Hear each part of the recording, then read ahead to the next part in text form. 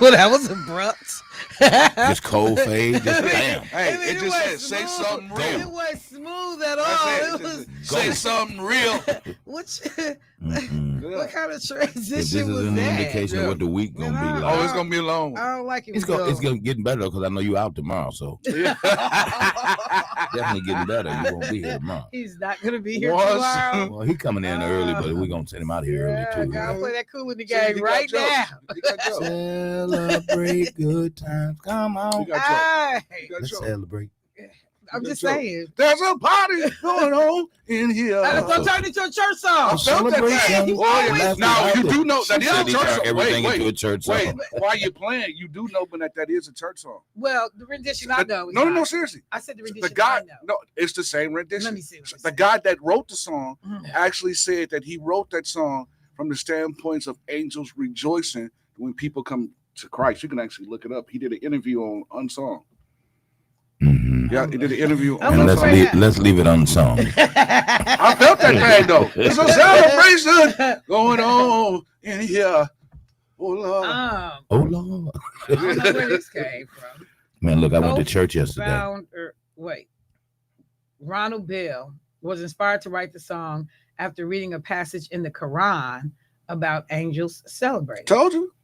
The song's lyrics, particularly the chorus, "Celebrate Good Times, Come On," were based on the religious inspiration to create a universally joyful anthem. Mm-hmm.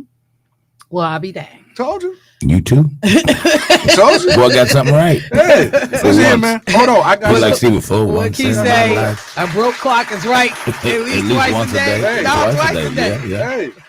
Now, when it comes to music and history, Let's not. I kind of know a little Let's not bit. get excited. Yeah. Okay, go ahead, Debo. What you Yeah. No, What you I was got? just wanting to share the fact that I was overcome. I was at church again on yesterday. 3 in a row. Three Three in in a row. person. In person. Okay. in service. Bishop Oliphant, boy, did that boy preach. That's an Oh, yeah, African he can name. go. Is he African? No, Bishop no, no. Oliphant, man, Oh, he he can go. preached. He preached. That's my guy right there. Now who Oliphant? Yeah, That's an he interesting last was name. the pastor at Jeremiah. He came out of there, I'm told, or something like that. Well, yeah, he's not there.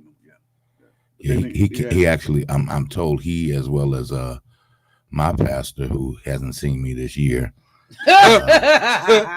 This dude. Jared Williams over there at New Direction, but they all Bishop came out Anthony Oliphant. Yeah, Okay. that's of they all came out of what's the guy name? He's deceased now, but yeah, he's an old head Baptist preacher. What's the name of the church? Wait, They say he was the founder of Thrive Church MKE. Yeah, he was a visiting preacher on yesterday at Jerusalem. Okay. So again, Jerusalem doesn't have a pastor as it stands. So what Michelle and the membership there have been doing is just having guest preachers come in. Well, let me put it out there. No. So I got my no, No. listen now. I got my No. license. No. I'm And, thinking about hold joining. on now, Don't mess put it it- up. Don't listen mess here, it up. man, I'm hold thinking on. about joining. Mr. Nate Luckett, if you're listening, They listening. uh, Trust me. and look, and I was And saying they for him, laughing. hell no. if you're listening, I want to come preach the hell out of them folks. Because a lot of them got hell in them, so I want to come and share the word, Start with share the yourself. good Start at gospel home. Then Start I at hear- Jesus home. Christ. I Amen. hear in 2 Start weeks at we're gonna have Dr. Robert Piles as our guest speaker. Well, you know, Well, because they I said figured- he was co-founder of Abiding. faith his on was- Burlock. Okay, Piles is abundant faith. Yeah, his Right, yeah. right. What's name is Abiding Faith. It's on been, Burlock. but it's been different, and I love it. I love the fact that you're getting different preachers every week. It's That's not why the they need to come same. on and bring me over, man. No. They had Ronnie Kelly on the board yesterday. Oh, Lord. He said, Oh, me. See, I come and do my See, song we're before I not sing. doing that kind of church. they said somebody sent me a text message. They Oh, said yeah. that Oliphant came out of the name of the church that Oliphant and Jared Williams came out Right, of. Jared Williams. Providence. Providence. Providence, There you go. Pastor Joe Gang. Gaines. There you go. There And you go. I came out of the great, We know where you came Came out out the of. streets. Came out of here. and I got a word from the Lord. Amen. Matter of fact, before we Chandra, get what's started, Way of the Cross, Reverend yeah, way George of the cross. Jones? What's that about? Chandra was at church yesterday. She was there. Somebody said Olafite used to be my hairdresser. Him or his wife, because his wife is a pastor too. Which one was your hairdresser? That's funny. Keisha just said that. That boy preach. Really? Now, brother preach over there. Listen here. Now, I need to be on that guest list to deliver. Is you still trying to do this, man? What she say? You still advocating? Are you still putting your application? So wait, Michelle, was you done with your weekend? Well, I was just saying. Nah, you didn't even ask me about my weekend. Because nobody was here. Nobody hadn't even got to you yet. But no, that was the gist of it. You went to church 3 Sundays in a row. I'm excited. I'm excited about. Not your church, though. The direction. I love that it's not his church. He still ain't saying. And the folks from his church hear him on the radio bragging about going to somebody else's church. Here we go. I've never officially joined New Direction. I stood up one Sunday and I told him, they said, come on, brother, we want to extend you. Not, don't take me so far. Oh, wait. Now, Keisha said, it was the preacher, Anthony. Yeah. He used to do her hair. Hey, I don't know nothing about all of that. You got a preacher that can do hair? Yeah. I need to go to his church. He got down. That's all I can tell you. He talking about them 100 and some odd fish. And he went to talk about, he even did a little passage in there. He was talking about Shirley Caesar.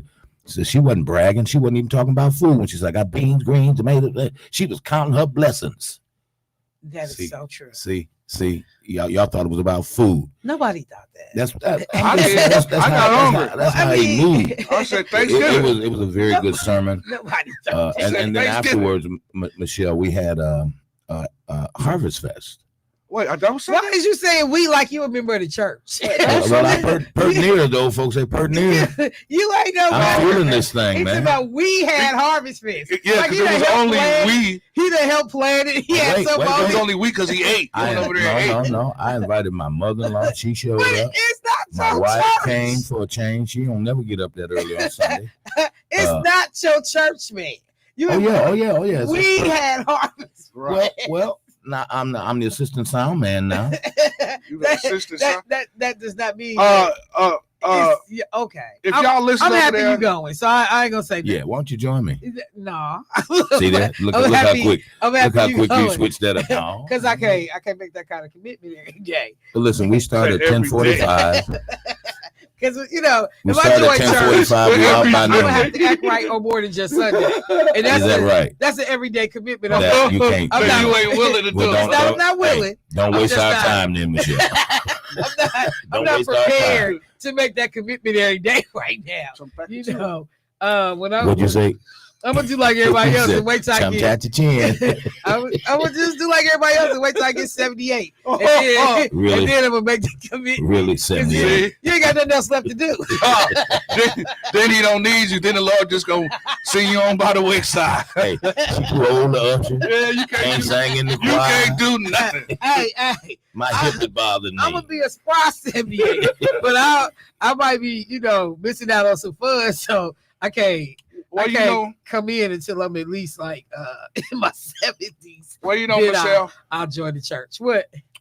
I had a great weekend. If one more person tell me they are appalled by my comments, here we go. Go ahead. Go to hell. Yeah, literally. It's too Jermaine, yeah. I didn't hear her ask you. You just cut me off. I was still over here rejoicing around. Here you go. Well, the devil is busy. I just thought that whether there was two gathered together, we can rejoice together. But since you want to be selfish, you we're wasn't rejoicing. There. You wasn't there. Shell, I had a great. Hey, Jermaine, I told Nate yesterday. I said, we got to work on that band, though. That band. Ooh, boy, that band. Are we talking about people so they can hear you? Yeah. Y'all don't have we don't hold nothing back. Booth. I told Nate. Nate said, I told that band. Y'all don't have no coof. Hey, you talking about people on the air. Ronnie Somebody hear board, you. Who in the band? Who in the band? How you gonna talk about? It was two dudes and a don't. Was the rest of the instrument players? I don't know who they were. Two dudes and a don't. 2 dudes and a don't, and it's like don't play that again. You know what? But they so disrespectful. They never even got it. You say they gonna pull it together. No, they never got it together. So disrespectful. You had to look past the music today. Well, I'm gonna tell you though, if your music ain't right, I ain't gonna be at your church. Yeah, it's gonna be hard. I'm very that is. It ain't hard. I ain't gonna be there. It's the music. If the music ain't right, I ain't gonna be there. But I don't have no problem telling them. Debo, did you just interrupt me saying I had a great weekend? I told Timothy, man. I said y'all went to that turnaround. I was hoping y'all didn't never turn back around and just kept on out of here because y'all were terrible today. Can you be quiet? Yeah, I'm sorry. So this man can hurry up. I'm trying to hurry up. We take up all the time of our show. Come on, Shell. Yes.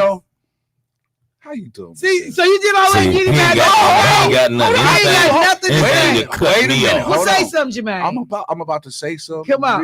Come on. Really? Come on. You know what, Shell? No. I'm about to tell you. See, all of that? Then you ain't got no, seriously. No, look, two things. One, I had a great weekend. It was great, productive. I made a lot of money. Wow. So yeah, that's always a great. Let me call weekend. You. But just to give shout out. He made a lot of money, but didn't bring nobody breakfast. Did you pay your tithes? Lunch. Of course, I pay my tithes. I give my tithes and offering to the Lord. Amen. No, but as I was making somebody money, that ain't giving. No, but as I was making money this weekend, I was doing something on the side. And on the side, I was driving, right? And I picked up this. I just want to give shots out to the station and things like that because you just never know who's listening.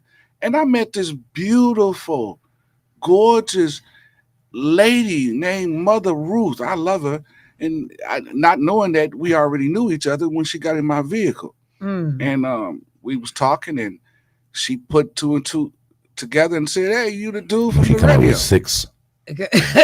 she came up with 6, 2 and 2 together. Yeah, 2 and 2. 6. No, 4. 2 and 2 is 4. Oh, just checking. Okay. Yeah, he went to MPS, didn't he? No, I went to Greenfield. No, you didn't go to Greenfield. I know he wasn't waiting for me to co-sign. You weren't even here. My baby went to MPS. Yeah, shouldn't have.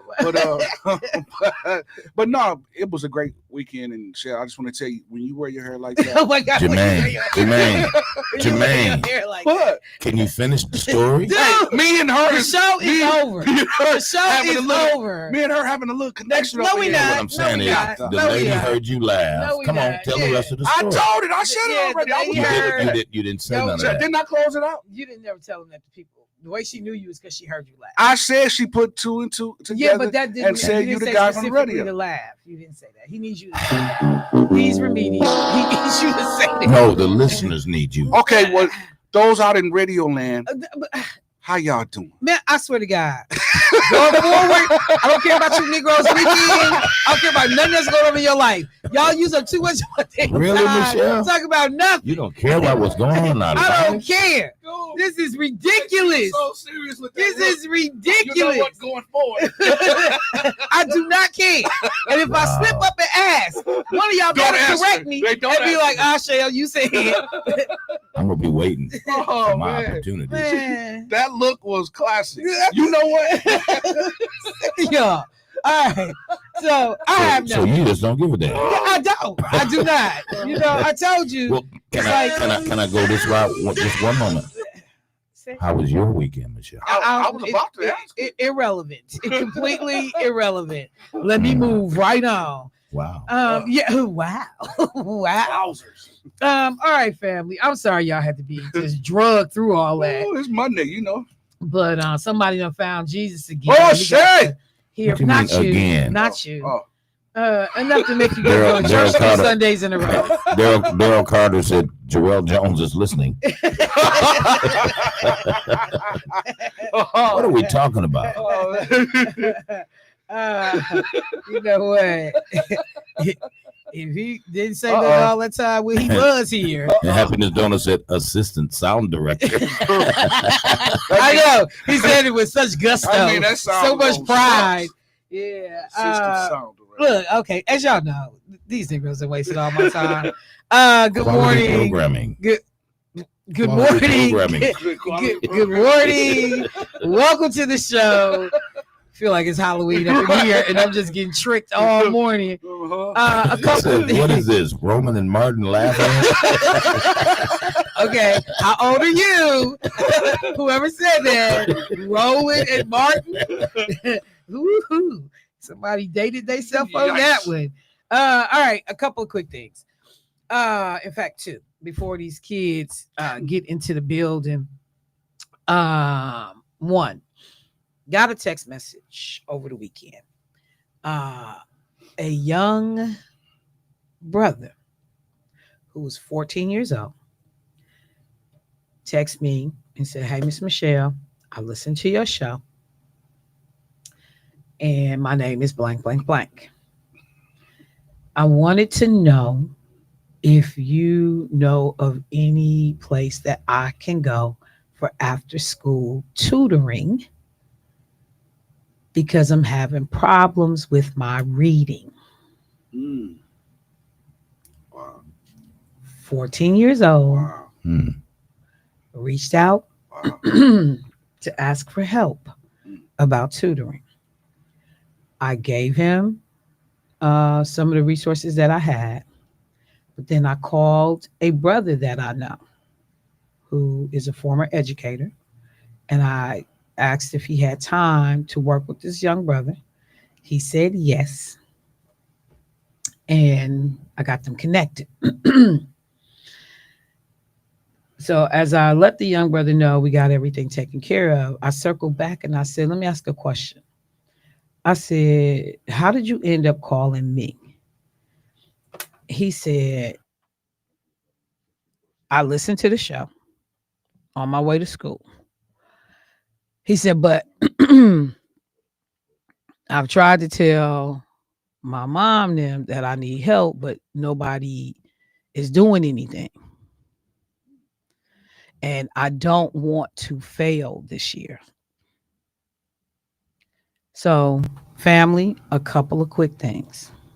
Number one, if you know of additional tutoring services for kids K through 12, would you please call the station and leave that information, because I need to be able to give that stuff out on a regular basis. I've had other people that have left messages at the station asking about tutoring. I've even had some educators who have reached out to me to ask me about additional tutoring information. Me and Lakeisha was just talking, or Lakeisha and I were just talking the other day, because I had given her some education information at UWM at one time has tutoring programs. And she said, "I've been trying to call, but the number, or I've been going to the website and it takes me to a blank page. So I don't know if they still offer it anymore." So even educators are looking for additional resources for their students. So number one, if you know of tutoring programs, particularly tutoring programs at no cost, please call a station and let us know. Number two, if you are capable of tutoring, if you have a church and you are not offering tutoring at your churches, not just for your members, but open it up to folks in the community, could you consider doing that? Because there's so many former educators in churches. But even if we could have a trainer session with educators who teach lay people who are not educators, these are the fundamentals that you need to know just to be able to help a young person that's struggling with reading. So you don't have to be a teacher, Michelle, but as an educator, I can help you with some basic materials. If you can get a kid, because what do I say on the show that I have learned? You learn how to read from K through 3. From 3 K through 3rd grade. After 3rd grade, you're reading to learn.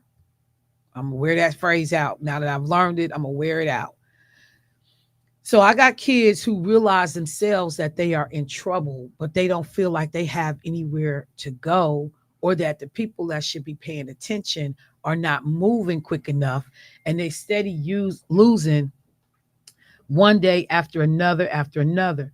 A teacher just hit me up. She said, because it's real. These kids cannot read. There are so many kids who have been passed along. That's that social promotion they talk about. Yes. And so I'm going to say it again. You know, I remember a conversation Roland Martin was having it with Rep Myers. And again, I lean heavily on the churches, even though I'm not in the church, but I lean heavily on them because it's been one of those places where it's just been the most consistent and reliable thing in the community. And so people talk about it. In some churches, the doors is only open 2 days a week, on Sunday, and then whatever their choir rehearsal is. But Michelle, I certainly am proud of that young man for being proactive and reaching out for himself, realizing that he didn't want to fail and all of the above, and just reaching out to get those resources. That is certainly commendable. I mean, but the thing is that what I'm able to give is still limited. Mm-hmm. And so, yeah, I mean, anytime you see somebody willing to, because first of all, that's a hard thing to admit, mm-hmm. that I cannot read well.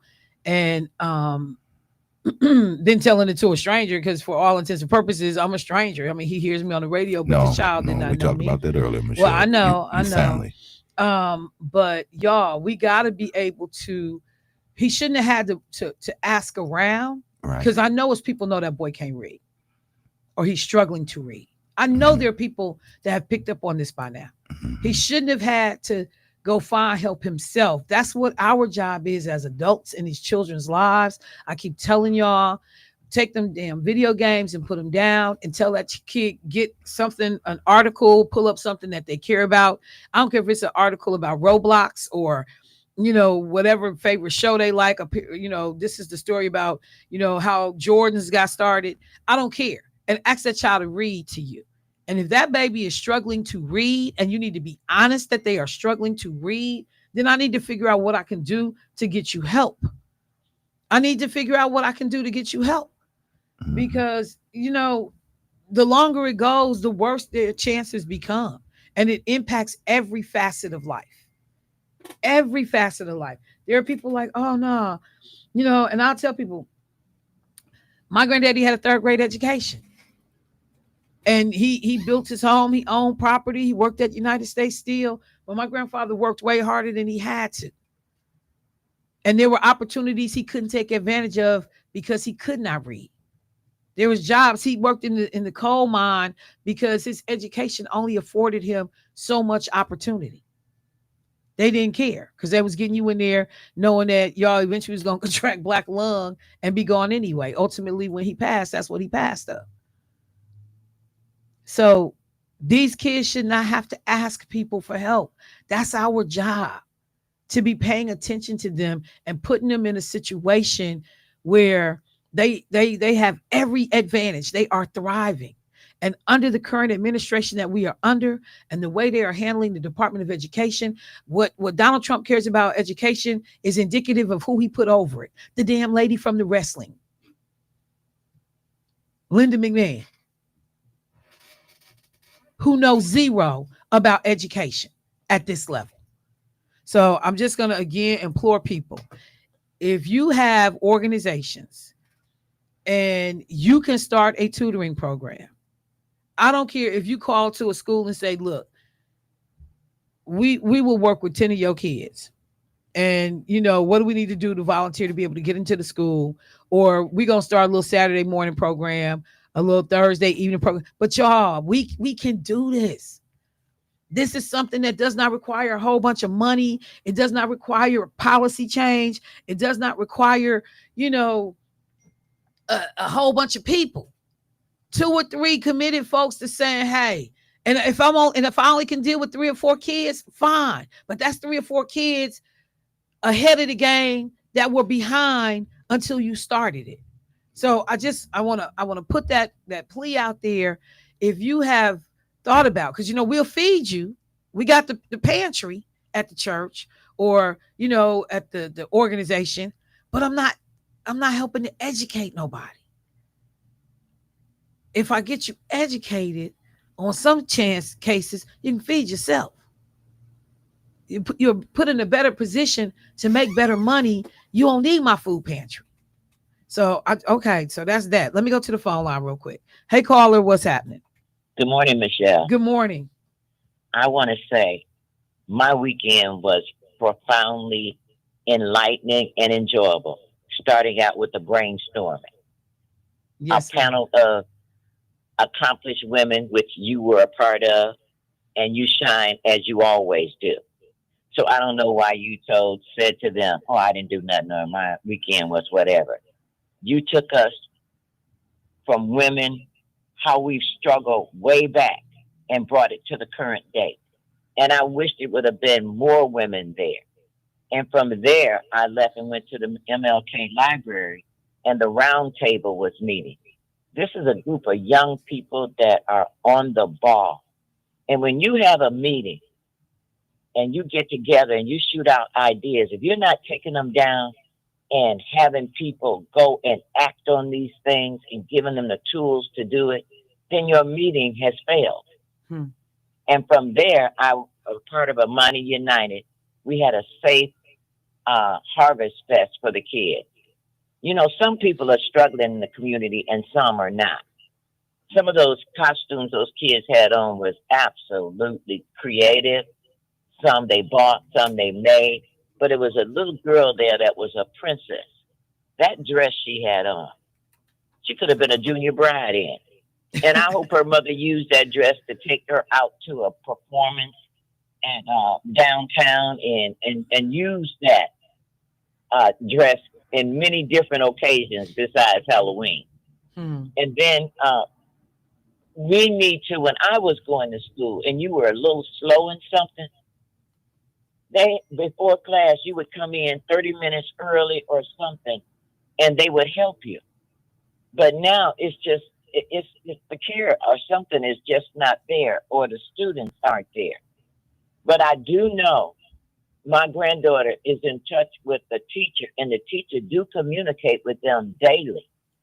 If your kid is acting up, if they're doing this, they're talking to them.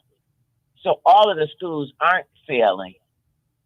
And then in the community, all these community organizations, we have educators that could volunteer sometime if they don't want to go back to the schools to help our children. But right now, everybody needs to get off the couch and get busy, because this is serious business that we're involved in. And it's enough to make you, the mental illness that's going on, it is so real. Don't waste your time arguing with anyone. If you say what you have to say it and keep it moving. Because sometimes it don't take very much to ignite an explosion in someone that will harm you. And young women, when a man have to jump on you and beat you up because you decided to have an evening with your friends and enjoy yourself, trust that he don't love you, okay? If you're in a loving relationship, it should be nurturing to you. You should blossom out. And if you're not doing that, if you're taking somebody in that don't have a job, have no expectation, can't teach your children anything, leave them. And if you're a part of watching a man beat your child, you need to get as much time as he gets. Thank you so much, Michelle, for looking out for the community. Continue doing what you're doing, and all of your company that's there with you, because it makes a difference. Thank you. Yes, ma'am. Thank you. Yeah, she had a she had a real weekend, busy. And I will just say, yes, I was on a panel at Community Brainstorming along with the Milwaukee County Sheriff, Danita Ball, and Dr. Lakeisha Myers. And we were actually talking about Faith Colas and Tamika Vukovic were working with Community Brainstorming to be able to do a program that centered around, from Black Girl Magic. So from magic to movements. And we just talked about the history and trajectory of Black women in relationship to our presence in this country, in terms of politics, in terms of civic and public service. And, Dr. Sheriff Ball talked about, servant leadership and what that looks like. That was a term that Lena used to always use. It drove the way she governed our office. So that was cool. And then, I left there, and the Milwaukee Alumni Chapter of Delta Sigma Theta, we had a day over at Thrive On in which they were sorting clothes that we had, collected. And they were being donated to the House of Peace. And so, like, literally right now, and I don't know how many bags, because by the time I got there, I didn't get there till like 11:30 after leaving community brainstorming. By the time I got there, the hard work was done. All I had to do was bring my truck around so they could help load up my truck. So I swear I must have about, I don't know, 15 bags, big black garbage bags full of clothes. And they was doing cars after cars after cars. So yeah, the House of Peace about to have Christmas at 1:30 when them doors open and I could go drop all the clothes off. So yeah, so where's this at? What? The House of Peace. What is the House of Peace? Cause I got some stuff you need to donate. Yeah, cause man, I got some suits that I can't even wear anymore. And you know what? Repairs of the breach might be good too, because they deal with a lot of men. Okay. And bros looking for clothes. And House of Peace is 1702 West Walnut. But men also looking for interview suits and that kind of thing. Yeah. But yeah, so we did do that. Okay. And but like I said, Soror said that they had, and then the undergraduate chapter Kappa Eta over at Marquette UWM, Soror's Keith Paris, his niece Paris is chapter president over there. And so all of the undergrads was in the building and they got that work done. I heard it was like about 100 Sorors and folks there that was helping before I got there. So by the time I came, I was sitting around chilling. I was like, now, I'm gonna tell y'all I did a lot of work. When I tell the story in the streets, woo child, we sorted all the clothes and I ain't do nothing. They said, pull the car around. We need an extra vehicle. I said, I got you. Man, let them back seats down on that Jeep. I can't see out the windows. Got garbage bags all over my head while I'm trying to drive here this morning. So thank you, caller, for mentioning that. All right, one other thing I want to say real quick about youth. And then we're going to take a break and get out of here, is that, in fact, well, go ahead. Let's just take the break. And then I'll mention this when I come back. Caller, I do see you. If you can, hang on with me until the other side. But to the last caller, thank you. Thank you for being busy and active and engaged. That's what we got to do, y'all. We got to do this work. I'll be right back.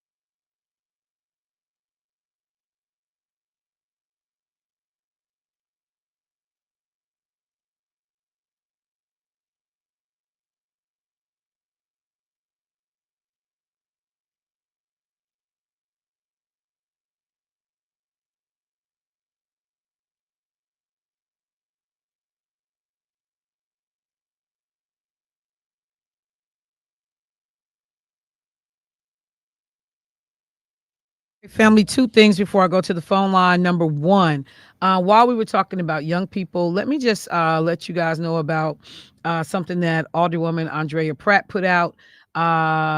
Resident students of District 1 are encouraged to apply for the Milwaukee Youth Council.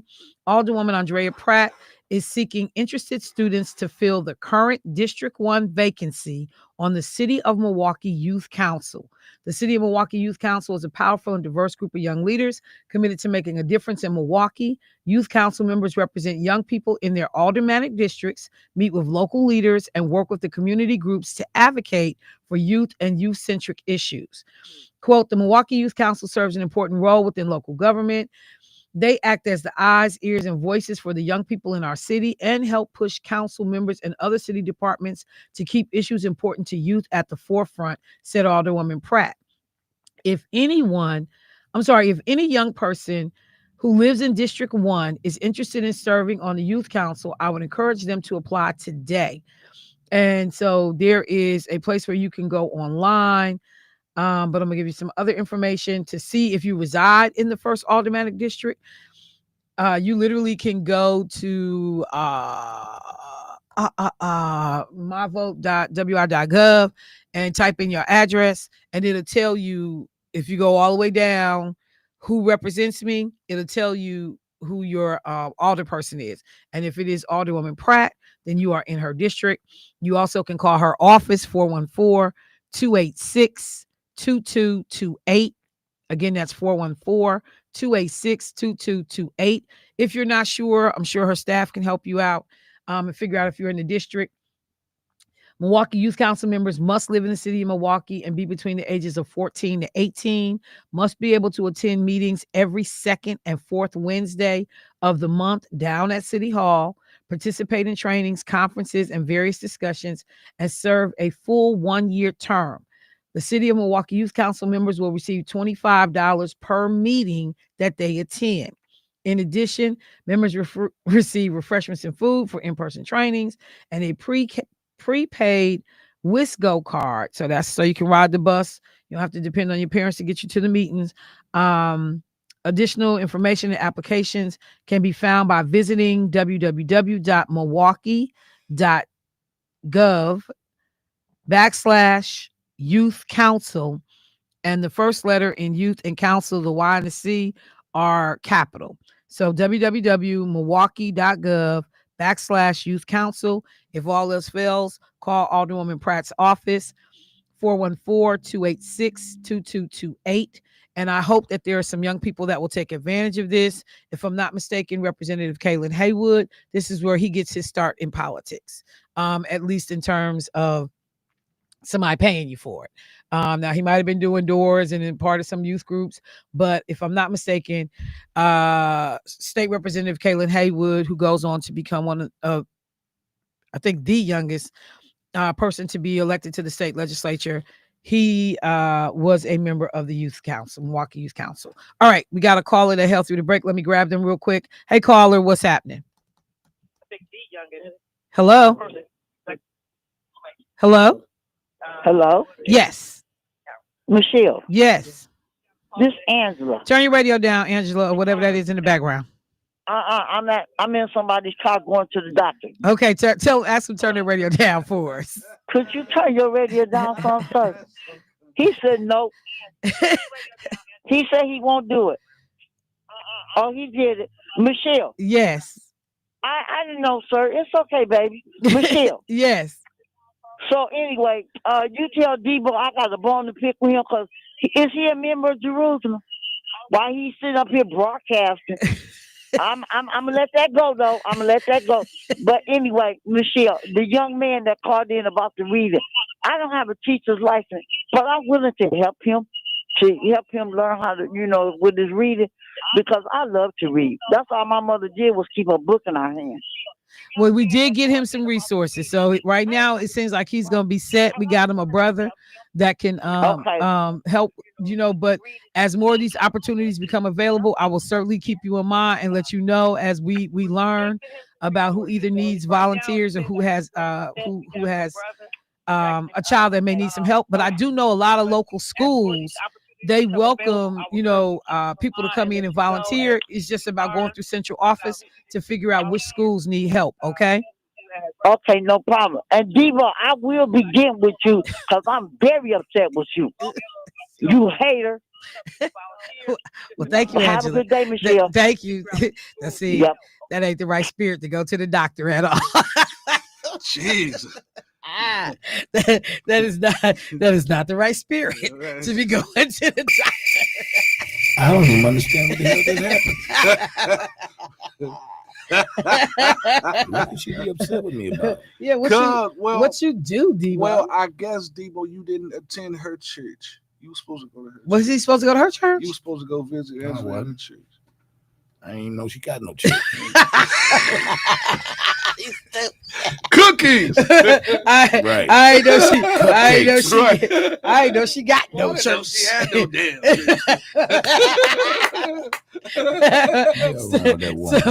that woman. She's always mad at somebody. Yeah, it keep her going. It keep her going. She gonna call back. So all right. Well, Debo, stop making her mad. So look. So let me do this. I gotta take a break in 2 minutes. But I want to mention a couple of press releases that have come out. The governor of Wisconsin, the county executive, talking about the fact that Wisconsin was denied on their FEMA request for public assistance. Let me tell you what I mean. County Executive David Crawley had released the following statement in response to President Donald Trump denying the state of Wisconsin's request for FEMA public assistance. Quote, for months, Milwaukee County has worked to recover from the extreme storms and historic flooding that hit our community in August. Following the approval of our individual assistance requests, FEMA has distributed over $123 million in financial assistance to Milwaukee County residents so they can repair their homes and take a major step towards normalcy. I've commended the Trump administration for delivering this federal funding to our residents and businesses because there is no room for politics in the aftermath of a natural disaster. But here's the rub.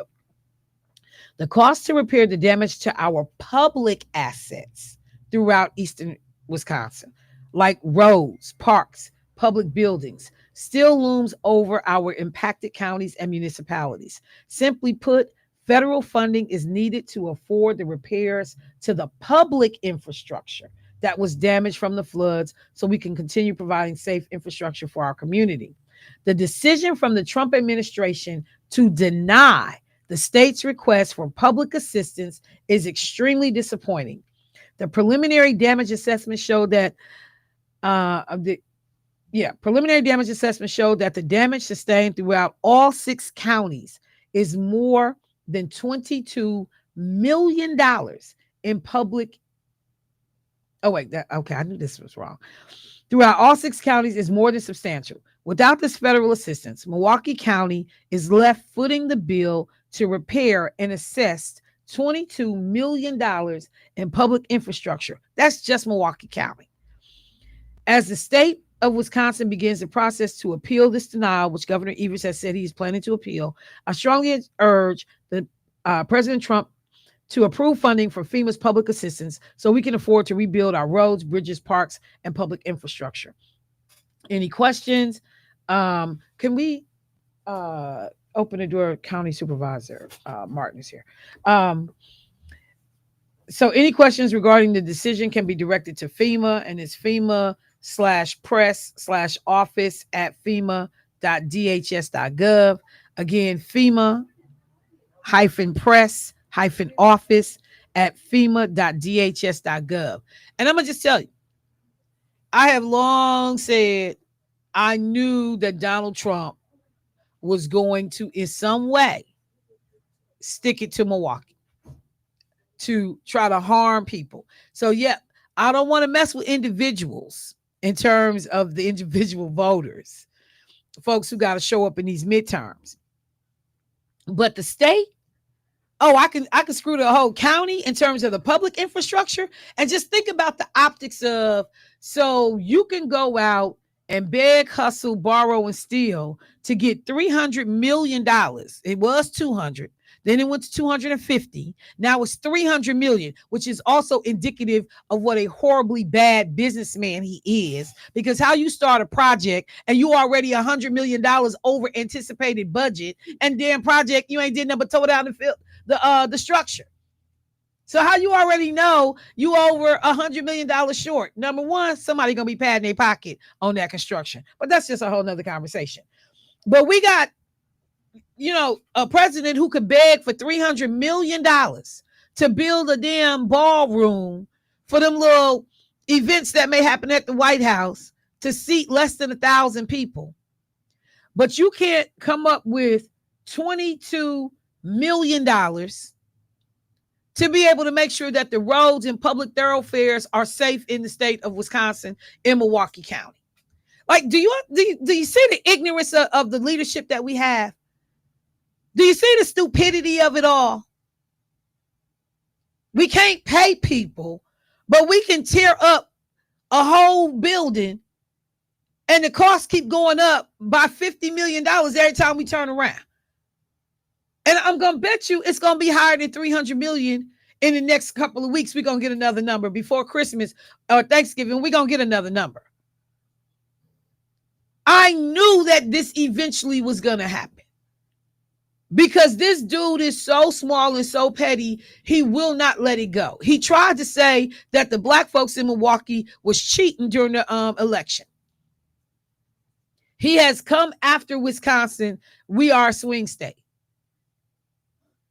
And so how do you excuse not providing help to public thoroughfares, to public, infrastructure? Anybody that looks at our financial situation know we don't have $22 million laying around to be able to do these projects. So they either will be done over time, which means the longer they stay in disrepair, the worse that disrepair becomes, which ultimately means it will not be 22 million any longer. It'll be substantially higher. Y'all know what happened when you don't get your stuff serviced right away. You keep putting off getting them brakes done. And before you only needed brake pads, but then you be done messed around, you done ground them down. Now you need rotors. Now you need this. And a simple brake job now becomes $400-500 because you let it go. Why would you turn down the request from these counties for public infrastructure to be fixed? But you want to build a damn little, what's that little bridge archway thing? Foolishness, cosmetic foolishness. All of the little pet projects. You putting real gold in the White House on painting fixtures and stuff. Real gold. And that's what. But we don't have money to take care of our cities and our communities. And that's what I was saying. Like, whenever you're doing something like that, you are looking to own this stuff. Steve Bannon, I thought about you, and I got to go to break. But Steve Bannon literally said what you said, Jermaine. Let me just see if I can pull it up real quick. Steve Bannon said the American people might as well get used to it. Donald Trump is going to get a third term. He literally said it. He literally said it. I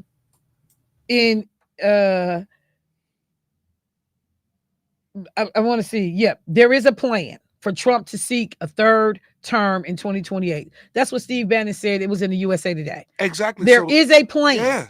And like you said, because the changes that you're doing, you act like you about to post up and be there. And own it, yeah. I mean, like you tearing stuff it. down. But literally, and then the thing that we have learned with these people, they put it out in the atmosphere. Yeah. So that you are not, shocked when certain things come up. They start to like let it infiltrate and get into your subconscious.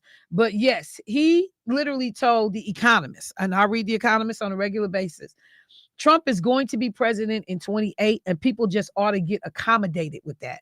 Ain't that But he said you're not going to have to ever vote again. Yeah, Trump said that too. He said that. So yeah, he said it. He's planting little seeds and doing stuff to show you that, because I guarantee you, if I put gold in a house, I'm owning that house. I mean, and yes, the 22nd Amendment does forbid a president from seeking office for more than 2 4-year terms, whether they are consecutive or, individual in the way that he has run. But this man has demonstrated a willingness to violate every norm, every rule, every amendment. The courts have not been a great stopgap on a lot of the things that he has done, and he has tried to run that White House with a degree of autonomy that we have not seen before. There is no such thing as three co-equal branches of government under this administration. Shell, if me and you are friends, and if you wanted $1 million from the bank, and you're able to infiltrate that by putting your people in position that you can get that $1 million, guess what's going to happen? You're going to get that $1 million because I'm in place to help you get it. So if we got to infiltrate the system and go in, oh yeah, no, you certainly, and then you and that's people one reason to make it happen. And in this case, he didn't put the people in Congress in place. Some of them, a lot of these crazies have come in since he got elected, the first term. And then we've had these organizations investing millions and millions of dollars to be able to get a lot of these people in place. And now he's openly, coming after congressional seats so that they can maintain that power. But these judges, in terms of redistricting, but these judges, yeah, but it's place, judges and it's Congress, yeah, because you got Congress that's not fighting back. Congress, which is supposed to have the power to purse strings, is saying nothing. And then all this nonsense about going outside and outsiders giving $300 million for the White House ballroom, an outsider giving $130 million to be able to pay payroll for military people, which in and of itself is even, kind of like a joke, because we got more than 1 million people in the military. So your $130 million is not about to pay everybody's salary. So whose salary are you trying to help to sustain? And that's a whole conversation we got to have, because you realize where the value is being placed. Trump is trying to shore up all of these different military pieces so that these people are loyal to him. Yeah. $50,000 for these ignorant ICE positions. I ain't seen the damn job yet in public service where you get no $50,000 sign-on bonus. A $50,000 sign-on bonus. I don't have money to help Wisconsin get back on their feet after a natural disaster, but I got $50,000 per man and woman to sign up for ICE. You're creating people that are loyal to you. You give my broke behind $50,000 sign-on bonus plus pay me $100,000 a year. Who am I loyal to? I mean, that's like putting money on a person's head. If I know that I want something done, and if I got the money, I put it on their head, and you gonna come get it. So that 50,000 is gonna draw them in, and then by you doing what you really wanted to do, because you really don't like these people who you're going after, but you're getting paid to do something you really want to do anyway. Yeah. Oh no. I mean, like some of these ICE people are some of the nastiest people I have seen. You watch the videos all over the country, and it's just blatant disrespect. All right, look, y'all, I gotta take a break. I am going to be welcoming a guest to the studio, County Supervisor Felisia Martin. So let me go to break. All right, family, I'll be right back.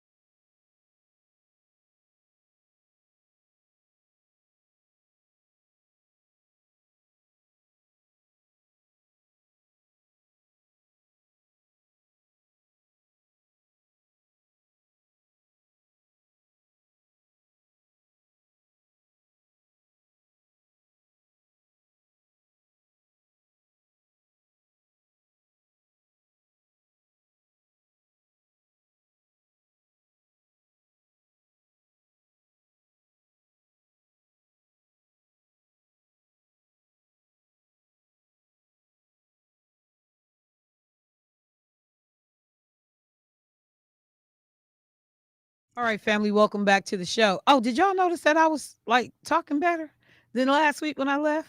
Let me just say, healing hands. It was not your hands. Oh. It was not. But Deborah Jenkins Simmons was like, I'm sick of you. Go over to Sherman Phoenix and go see Kamar and get some of that elderberry tea, whatever. I was like, okay, man, okay. You just want to take the props away from my healing hands. Your healing hands was choking me. So I went over there and saw my girl Venus. Always love seeing her. And but I went and got the elderberry, and like that first taste, like but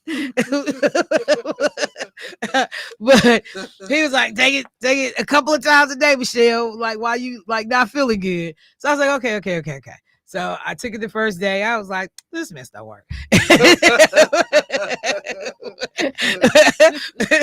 And then I had to do community brainstorming that next day. And, so I was able to like power through, but it was rough. I felt sorry for the people that had to listen to my voice. But by Sunday, I was like, la, la, la, la, la, la, la. I was like, oh, snap. And I fully, like I'm not 100%, but I feel so much better. So thank you to Deborah Jenkins Simmons for insisting. And I mean, y'all know she can be real bossy. She was insisting that it got done. And to my man, Kamar, who got me hooked up. So I appreciate it. Let me catch this caller before I get my guests going. Hey, caller, what's happening? Hey, good morning, Michelle. Good morning. Hey, Tyrone. I went on whitehouse.gov and sent my protest directly to the administration about canceling, giving somebody 20 to 40 billion to some other country, and neglecting the American taxpayer. That's our money he gave away. Exactly. They're giving away our money, and but you can't help Wisconsin, all of these places with all these natural disasters, fires, floods, tornadoes, and hurricanes. You can't help us, but all of a sudden you got money to give to people, our money, our taxpayer money, and so billions, not millions, billions. Billions, yes. So I said, so it's the neglect, but of course they sent me back some reply that they have a stock reply that because they're blaming. Of course, this is all the Democrats' fault. Which is a complete and illegal use of public infrastructure in terms of our internet, to be able to say in partisan conversation, in partisan manner, that this is the Democrats' fault. This is, that does not belong on any federal website. Yeah, that's what they sent back a standard response, blaming Democrats for all of the woes that are going on. So, they got this plan. Like I said, sometimes we playing checkers and they playing chess. But I keep their whole card. But it's just sometimes you gotta go directly to the source. I don't know what they read, but I did put it in, and I don't know if ICE is coming to my house, but they better come on. They already at your house, Tyrone. Yeah, they probably know. You've been a revolutionary. They already know your address. This wasn't no new contact. They've been at your profile since the 70s. That's probably true. Yeah. Thank you, Tyrone. I appreciate the call, bro. You're welcome. All right. Okay. To myself, maybe ICE know me. They've been knowing you. You've been a part of Hoover's list. All right, y'all. So this morning, I wanted to welcome to, somebody said, did Tyrone just say whole card or whole card? It's the same thing. Well, it really is whole card. HOLD, but yeah, people will say I peeped your whole card. But it's hold, HOLD. Last week I had Milwaukee County Executive David Crawley in the studio, and we were talking about the current 2026 budget proposal, where we are in that process, the request for community input, but also, trying to educate and inform the community that we got like a little bit of a little financial shortfall, somewhere to the tune of about $46 million. Mm-hmm. And now finding out that, FEMA is not going to help out with the public infrastructure, issues that we had related to the flood, that somewhere down the road, we got to figure out how that's going to get paid for if they continue to deny the appeal that Governor Evers and the county executive and these folks are going to be working on. But as we even talk about district by district, how that county budget impacts our community, it is important for folks to be educated. So this morning, I am pleased to welcome to the show none other than Milwaukee County Board Supervisor Felisia Martin, who currently represents the 7th district. She was my county supervisor forever and ever and ever up until 1921. I lived in the district for so long. But she is here with us this morning. So first of all, let me just say good morning. Hey, how you doing this morning? Good morning. I am well, a little unbalanced with all that's going on, but we're going to make it through. I mean, at this point, I was just talking about that this weekend. We really don't have no choice. We don't have because you either going to make it through or you're going to be gone. You're going to perish. You're going to have hope. You're going to lose it all. So we absolutely have to do that. So for folks that are not clear, can you just let them know the boundaries of your district so they'll know which area of the city we're talking about or county we're talking about? For folks who don't know, including myself sometimes, I'll just give you the general boundaries, knowing that these are not straight lines. Right. My most northern line in the district is Silver Spring. Okay. My most southern is Center Street, East 35th Street, and then we go all the way to 92nd Menominee Parkway, which butts right up against Wauwatosa. Okay. So that's a pretty large district, and it's approximately 54,000 homes in our district. And quite honestly, that's an assembly district at the state, because most assembly districts average about 45,000 people. Exactly. And there are 18 county board supervisors, and each one of us represents about 54,000 households. So this current situation with the budget, now just for people to have just a little bit of clarity, how long have you been in office and how many budget cycles have you seen? Lord.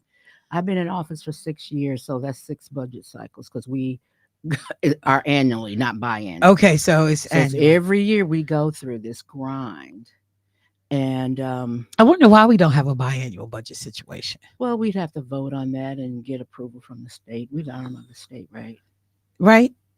But that's every county has I wonder. That's a good question. I don't know the answer to that, but I think we have been because this level of angst every year is crazy, because as soon as you get one out the door, it's time to start on the next exactly one. So that's so we wrap up this budget cycle in November, and we'll take December off, but January, and then we right back at the same thing. Yeah, we need to get that to be biannual, moving, because as you said because it's hard to plan. It's because what I got this year is no guarantee that I will have that in place for next year. Correct. And with all the other political things going on, just think about the angst and anxiety one would have in a budget cycle where you don't have enough dollars to do the services that our county needs. And it doesn't matter whether you're in the suburban area or if you're in Milwaukee proper. The challenges are there across the county. And yes, some are doing better than others. That anxiety is just ramped up. And then you got the political violence on top of it. So you can't move the way you want to because you got to have safety on your mind at all times. And that was one of the things. And just so people are clear, Milwaukee County comprises 19 municipalities. The city of Milwaukee is just one. And but I've had so many people who have said things that they normally would weigh in on politically or civically, meetings that they would attend, places that they would be. They have been much more intentional about making those decisions. And they're saying, first and foremost, because of safety, and then becoming a target or folks deciding they don't like your politics or your positions. And then now, it's not just about agreeing to disagree. You got people trying to kill folks because I don't like what you said. Yes. So it's a different climate that we have not been in, at least in our lifetime politically. It's a different situation. So in terms of this budget, some of the key concerns, as I talked about, a $46.7 million budget gap for 2026. I talked to the county exec, like, hey, folks thought, the referendum was gonna help us out. We know that there was an influx of money that was connected to COVID and ARPA funds that, had propped us up a little bit. But why are we $46 million in the hole? It's simple.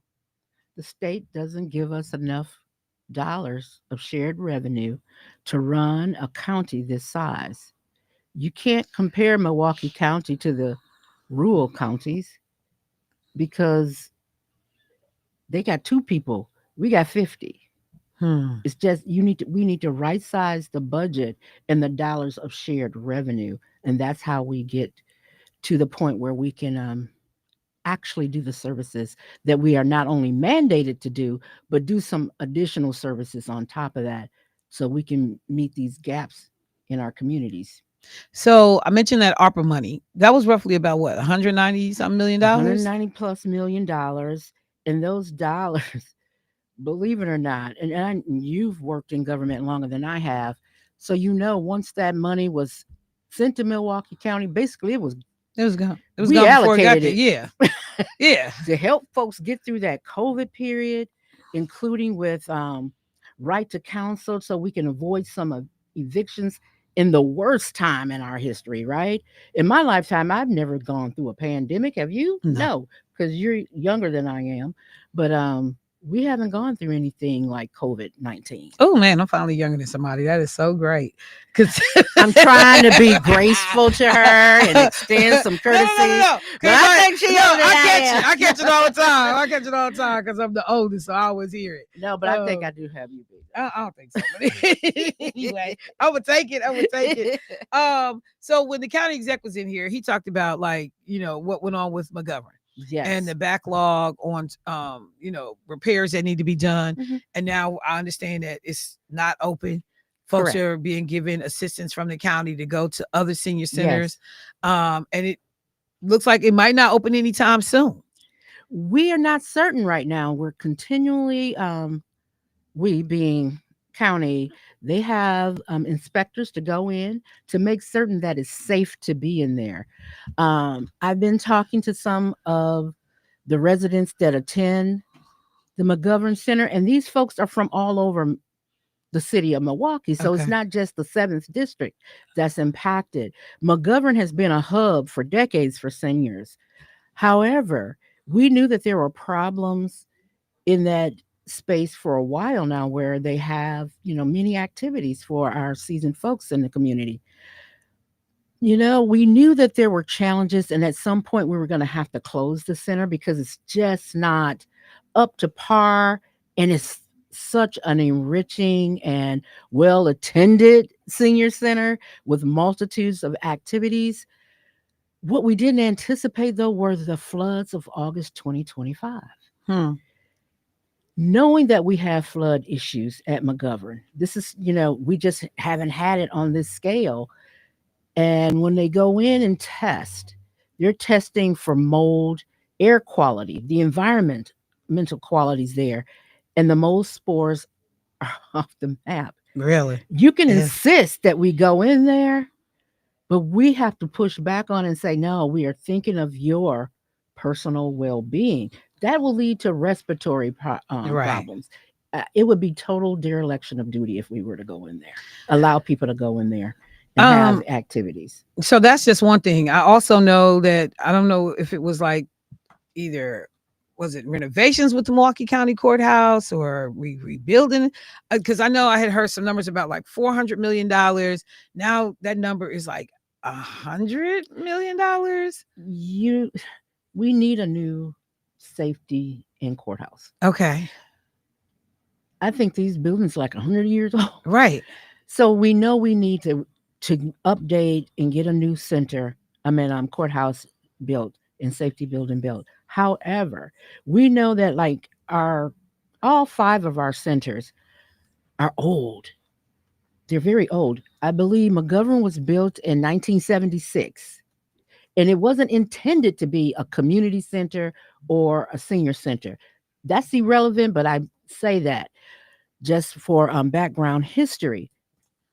We now are utilizing it as a community space for seniors. and they have quilting, line dancing, jewelry making, billiards, pools, and all these things. Just a space where they can get together with their generation and have conversations and just support each other, right?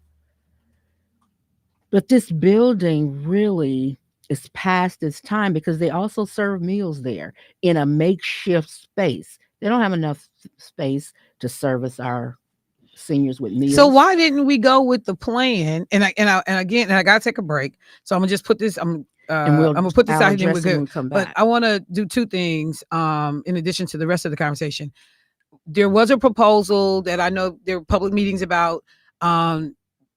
Doing a new space over there with some residential stuff overhead. So talk about that. And also on this courthouse thing, in terms of a new courthouse to replace the outdated public safety building, we had heard 400 million, maybe 500. Now that cost is up to $1 billion. So I'm trying to figure out, how did we get the estimate so wrong, from 400 to 500 million to almost 100% increase, that piece. And then the biggest thing and goal of this appearance this morning is to make the public aware about how they can still be engaged and weigh in as we talk about what some of these price tags are and how folks are going to be impacted. So let me do this. I'm gonna take a quick break. Michelle Bryant, WNOV 860 AM 106.5 FM. We talking the budget right now, y'all. Got to understand what's going on with Milwaukee County and how we are going to be impacted. We'll be right back.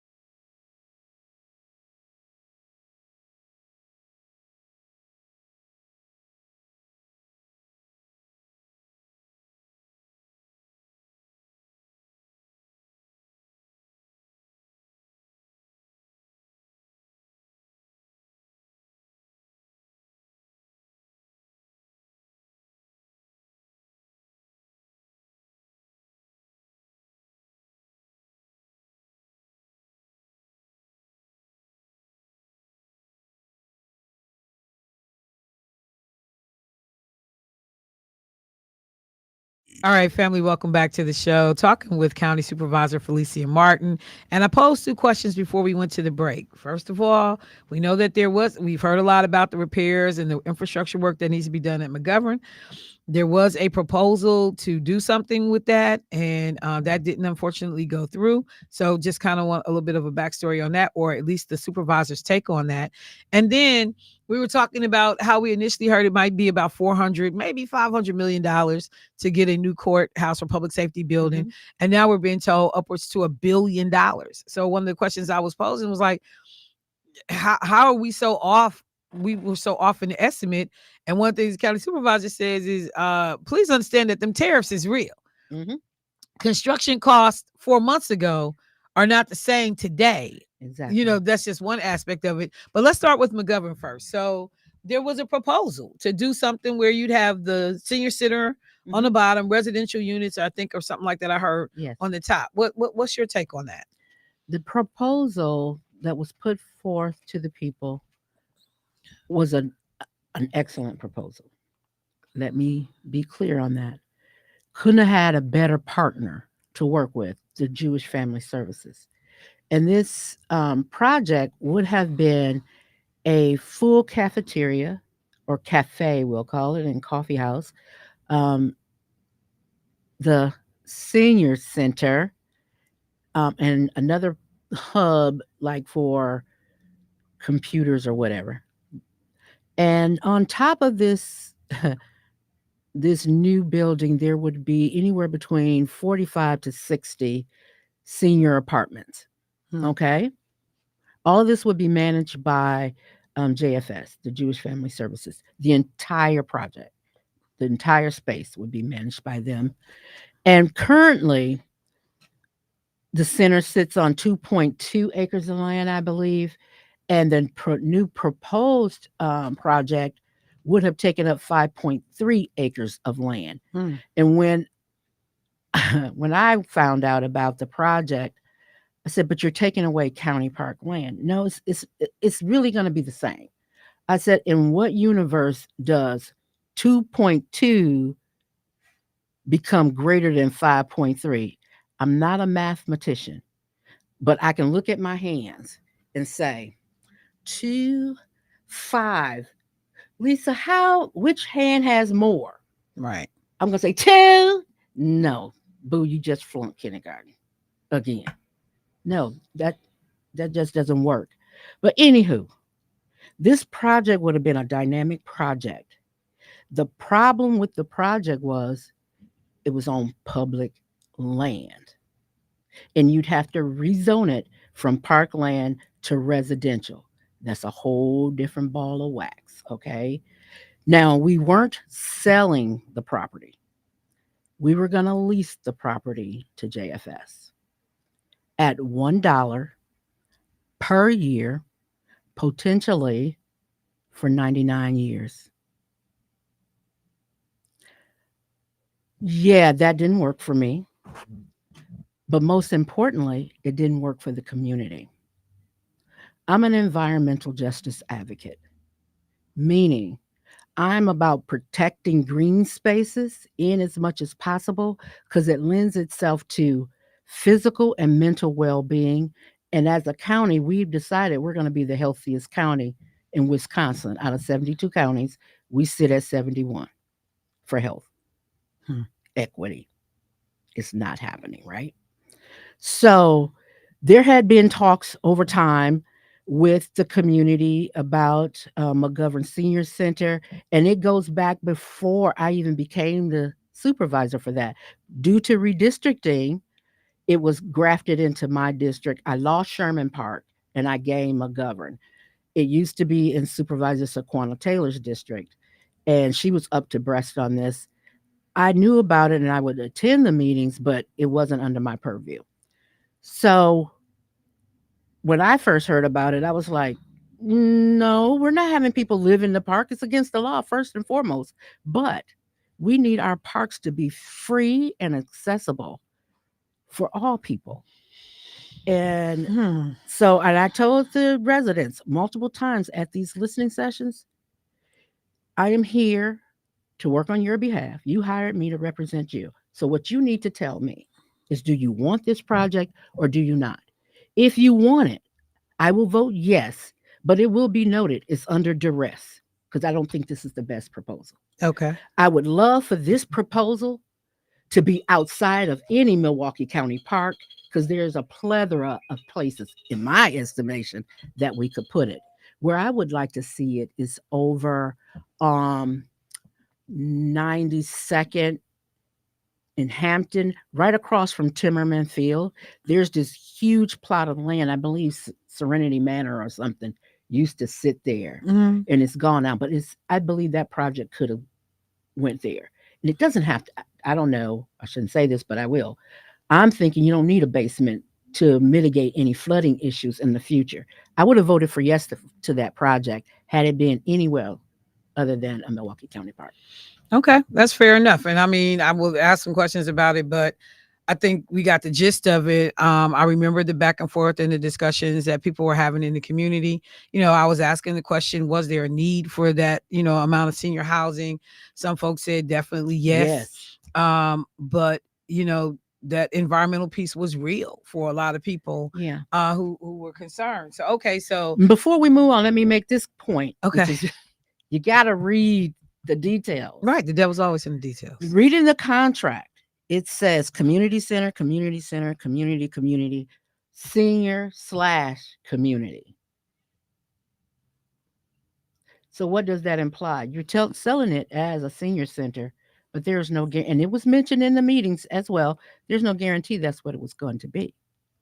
Wait, what? You heard what I said? Senior center is what was being sold, right? Right. But there was the potential that it could just be a community center. So a space that had been typically reserved for seniors could now just be open to anybody. Correct. Which means that a lot of seniors might not even feel comfortable. Which they were very vocal about that. Okay. They said they paid their dues. Right. They now just want space for us where we don't have to stop and explain everything. Right. Okay. So that is key. Another key piece to why you want to make sure you're reading the details. And the seniors really want to stay in McGovern Park, but they also understand that they can still potentially get a new center if there's a will to do it and partner with these private entities, JFS, private entity, nonprofit, but private, and try to move that project elsewhere. Well, I'm just always really, I know that there is value added when I don't have to do the initial outlay of money. Somebody else will come in and do that. Because we don't have it. Right. But I'm also, real janky about giving people property for $1 and doing it for 99 years. And then, So in essence, you've sold it. Yeah, because we all dead and gone. So it'll be somebody else that'll actually come. Well, I have a potential to still be here. You and Lakeisha. She has let me know that she's planning to be here. I'm not planning on it. That's just my genetics. My oldest living relative was 18 or 120 some years old. My great uncle Robert. So potentially, I could still be around. I'm gonna let you have your moment. I don't want to be here. I'm so mad at you. Okay, so let me do this then. That piece now with them saying that FEMA is not going to give us this $22 million for public infrastructure needs because of what was caused by the flood. How does that upset the apple cart? I mean, because did we think we were going to get the money? Do we have a contingency plan for not getting the money? And does that impact this $46 million in any way in terms of the budget deficit? It's most certainly we're going to feel it because we got to do the work because you got to make spaces safe for people, right? I think we all knew that there was a strong possibility that we would not get the FEMA dollars because of the political climate, but we were hoping. Governor Evers, the executive, we all were hoping that we would get the relief, but All right. So I said I was gonna be good today. Look, okay, and I applaud you. Feel free not to, but so this 46 million, where is it coming from? What are we gonna do? I'm gonna be clear and transparent. At this moment, I don't have a response for that. We will have to dig deep into our coffers and fill the gap. Of course, you always have money in reserve for such things, but not at this depth, So if we aren't able, if it's not wise to use every dollar we have in reserves to cover $46 million deficit, what programs get impacted? Where do we feel the hurt? If y'all don't figure this out, right, and don't backfill everything, what gets impacted? You're going to feel those non-mandated services being cut. Transportation. There are already proposed routes to be cut, and it's going to hurt. It's going to hurt. So when you say non-mandated services, those are services that are not required by the states. Required by the state, staffing courthouse, safety building, all of our correctional institute. That is the Vale Phillips Juvenile Detention Center. That is the Community Rehabilitation Center, formerly known as the House of Correction, in the Milwaukee County Jail. We have to do those services. We are mandated by the state to patrol the highways in Milwaukee County, the only county in the state that has to do that. And you can go on ad nauseum about because of the complexities of Milwaukee County. What complexities? We're human. It's not that complex. State patrol should be patrolling all of the freeway. Milwaukee County is carved out, and our sheriff must. So who pays for that, though? Does the state give us money to patrol? No, that's why we have these deficits. They do these mandates, but they don't provide unfunded mandates. They're unfunded mandates for Milwaukee County. Okay, so transportation is not mandated. Parkland. So when you say transportation, you're talking about the actual bus rides? Yes, MCTS. Milwaukee County bus. So we do that just because we want to do that and make that service available to our residents. That bus line that people see across the city and across the county, that is not a city of Milwaukee bus. That's a Milwaukee County bus. Which we always really say, right? We say city bus all the time. Yeah. I say it. We always have. But that is not a mandated service, which I think it should be. Across the nation, it should be. Yeah, but it behooves you to be able to make sure your people can get to and fro. And it would benefit the cost of infrastructure. We wouldn't have to do so many road repairs if we could get more vehicles off the road and get bodies on public transportation. But at this state, you can't do that simply because they're not efficient enough to get people. Yeah, like where I live, I couldn't ride. Yeah, I couldn't ride no bus. 10 minutes, 15 from minutes. where I stay all the way over here. Screw it, take me all day. Yeah. 2 bus changes, and then I got to walk a half. And hope the driver didn't have to stop and urinate on the way or whatever. And that'll put you behind schedule, or you gotta go to the other side of the street, stop because you gotta wait for Bubba because he's left the house late. Because he had to use the restroom. I'm sorry, did you say left. Bubba? Jermaine's cousin. Bubba. Okay, Pookie. so what other examples of non-mandated services are there that we provide that potentially could be in harm? So you said transit. Oh my God, it's so many things that we don't. I named all the things that we are mandated to do in the Department of Aging. Anything else that the Milwaukee County is providing for you, we don't have to do that. Any youth services, we don't have to do that. Meals on Wheels? Meals on Wheels is. It could be cut, but it is part of that aging infrastructure that is mandated. Okay. But it's not as robust as it used to be. Mental health? Mental health is mandated. Okay. But like when we see stuff like the Office of Equity. That's not mandated. Not mandated. As a matter of fact, they're around the nation, they're getting rid of you can call it whatever you want. DEI, equity, they're getting rid of all of that. I know. We're blessed that we were able to keep ours because we had started doing the work, I believe, in 2019, 2020, and we had already started showing that it's not just people of color, but equity also includes the poor, right? No matter what color is on that poor label. Yeah, I don't speak in terms of race because I just refuse, because we are all human and we're different ethnicities, cultures, and Lord bless us all. We have so many colors of the rainbow, and I love it. All right. So, because I guess And the I'm community is I'm working on that list of non-mandated services that's important to people. Yeah, because people got to understand like what's at play. Because if we don't have to do the FAST fund to keep students at MATC. What's the FAST fund?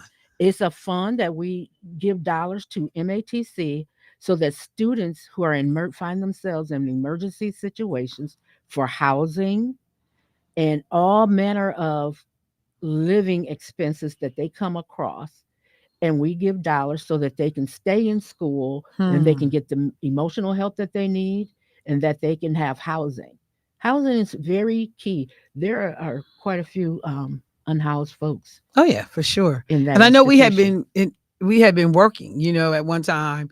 Milwaukee wanted to be the place where, we had reduced the unhoused population significantly. Yeah.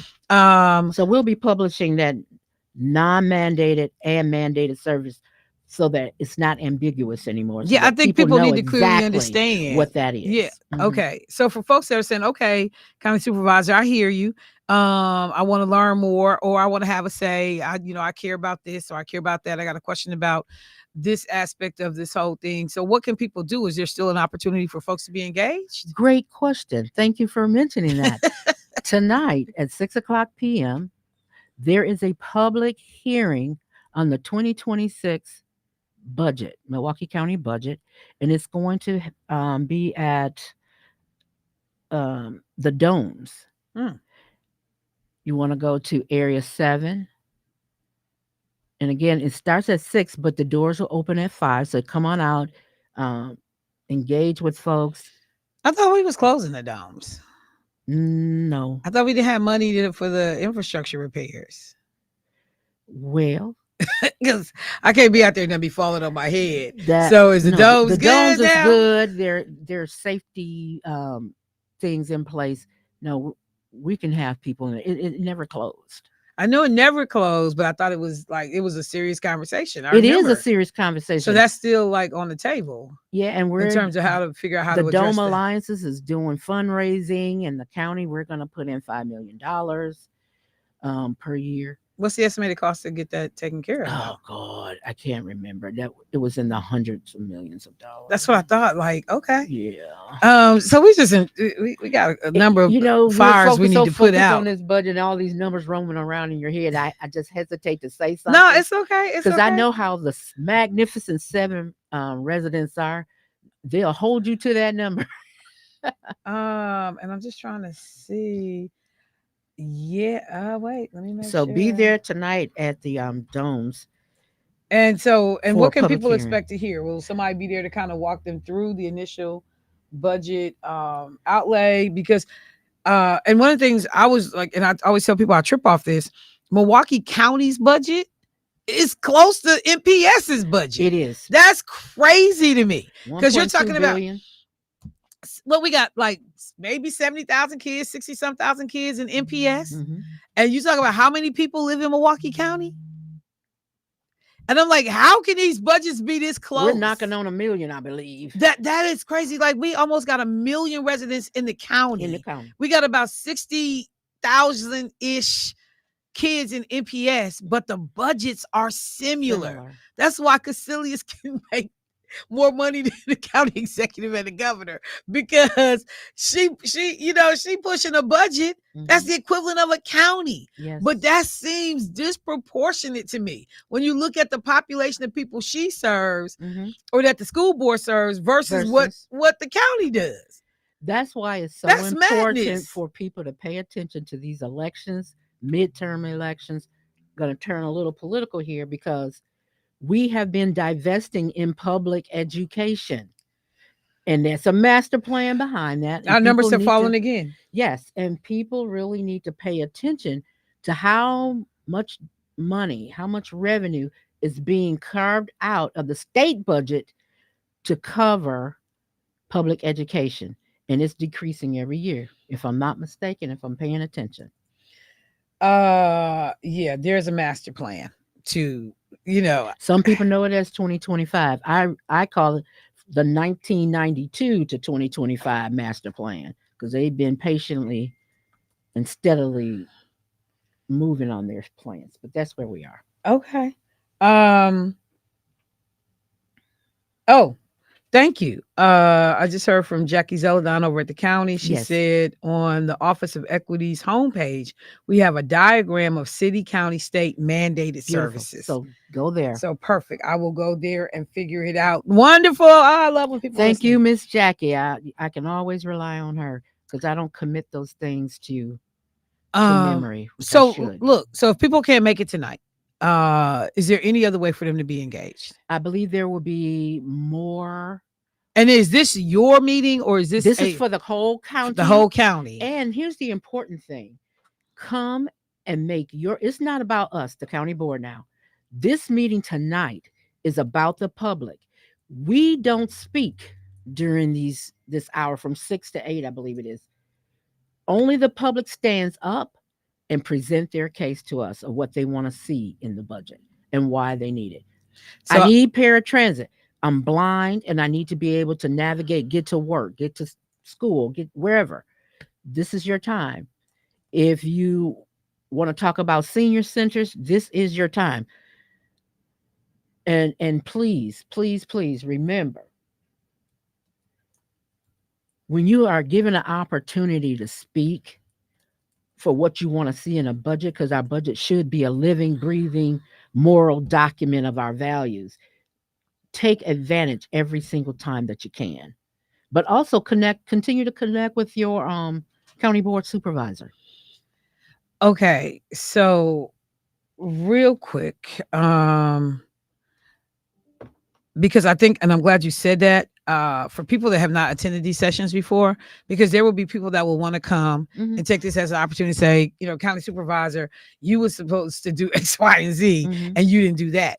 Even if they say that there will be no response. There will be no response because it's not about us at that moment.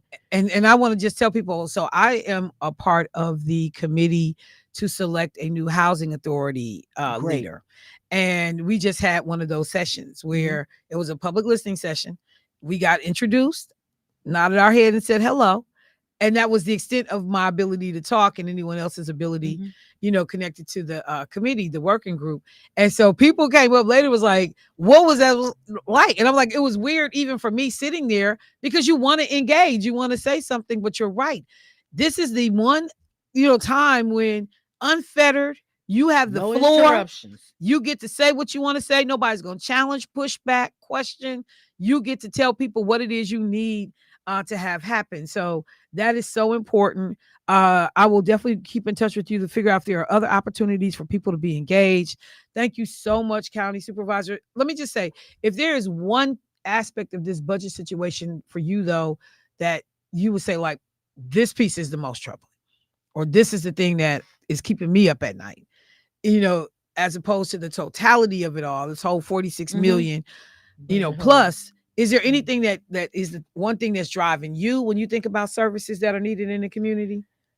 I am always thinking about how are we going to house, feed, clothe, and educate. Although education is not it's not under our purview, but I'm always thinking about that because I have to engage with my older person to let them know what my thoughts about a budget is. But so I am concerned about that November deadline when EBT cards are going to be cut off for SNAP benefits. And how are we going to feed people? So we have proposed putting $150,000 into the Milwaukee Match program, like for Feeding America, where people will still be able to go to the market, have services available to them. And so hopefully we can do that. And I hope that our state partners will endeavor to put dollars into that program. Because if we think violence is high now, when people can't feed their families, it's going to get worse. So those are the things that keep me up at night. And housing, getting folks off the street into housing. So real quickly, I saw that a statement had come out the Trump administration has posted notice that no federal food aid will go out on November 1st. So this is running on a number of outlets, letting people know. And look, y'all, the Senate is talking about whether or not to impose the nuclear option. So right now in the Senate, we need 60 votes to be able to vote to do this bill that would allow the government to remain, or to reopen without having to consider the ACA and the subsidies that the Democrats are concerned about. So they're talking about right now that this nuclear option may be employed. Let me be clear for folks. The nuclear option, which would reduce the number of senators that have to agree to pass a bill, is what was used to change the state of our Supreme Court. When Obama and the nuclear option, the Democrats actually used it before. They, in fact, used it both first. sides do. Yeah, but the nuclear option is what stole a appointment from Barack Obama to the Supreme Court, and is what was used by Mitch McConnell to steal a Supreme Court appointment from Joe Biden. Yes. So literally our court makeup looks the way it does, and we are getting some of the decisions we are because they employed the nuclear option. Not 60 senators needed. I don't know if it's 50 or 54. I have to go look at the number. I want to say 56, but I don't know. Something like that. But this is something that I heard last night that is now being floated and circulated. Mm-hmm. But the Trump administration is putting out notification, at least on it, because he's not going to do anything. And I think that Republican members of the Senate and Congress understand this ignorant individual is not going to do anything. He eat every day. His family, the people he give a damn about, they all fine. Mm-hmm. And the other little handful that he want to act like he care about, he's going to find a way financially to make sure that those people are taken care of. But they realize this man, again, we went 35 days in his first term. Yes. That made history. Yes. In terms of a government shutdown. He is prepared to sit on his behind in D.C. and let folks starve. Why and just think of it as casualties of war. It's not shocking. He has a plan, and he's doing his best to create a two-tier system. And it's simple. And the haves and the have-nots. And just so folks know, when they are saying, the Republicans are saying Democrats have voted 12 times not to do this I can't think of the word for the bill. The big, beautiful bill. No, it's not that. That's already passed. But this is I can't think of the word, where they will just, temporarily hold the government open. Oh, yeah. But they said that the Trump administration also has the ability to tap into roughly $5 billion in contingency funds to keep the SNAP program going. Yes. But you won't do it. Even if you're not going to negotiate with people, at least make sure people can eat while y'all fighting. But you're not even going to make sure people can eat. And this is a fight that can be prolonged. Yeah. All right. So just remind people one more time, tonight, y'all, we got to be at these meetings. We got to be in the room. We got to let people know what's important to us. Milwaukee County. What's the name of the meeting? Is it just like the budget? Milwaukee County Public Hearing, budget 2026 budget. And it is happening at the Domes. The doors open at 6, but at 5. The meeting will start at 6:00. And this is your moment to speak uninterrupted, to give. And it's a county-wide meeting, so it doesn't matter what district you live in the county. It's Milwaukee County. Please come. And even after this meeting, continue to engage, text, email, call the office, and ask your representative to your county supervisor to have another meeting. And I'm sure there are more meetings that are going to happen, but I'm always available to people. If you don't hear back from my office within 24 hours, I would say less than 24 hours. I'm talking about working hours, people. Just call us and keep calling us and emailing us until you get us. All right. Because I have meetings throughout the year. Typically have 4 meetings throughout the year, but this year I've done about 6. And not just about budgets, but things in general. But if you don't call me in my office and let me know that you're having a problem in your neck of the woods, how would I know? I'm trying to cover 54,000 households. All right. All right, family. So with that, I am going to wrap the show for this morning. I want to thank County Supervisor Felisia Martin for coming in. Hopefully people heard some information that, helps put this in a little bit better perspective, why this is important, why we are engaged, why voting matters, why who represents you matters, and the fact that you do have a voice. You can make it known what you'd like to see and not see. And if enough people are saying the same things, it tends to get attention. All right, so that's a wrap for the show. Let me thank the bros in the studio. Thank you all. So difficult, so hard to work with these people. So. Good people at your back. So difficult. Supervisor Martin, appreciate you. Appreciate the work. And family, I will talk to y'all tomorrow. Peace.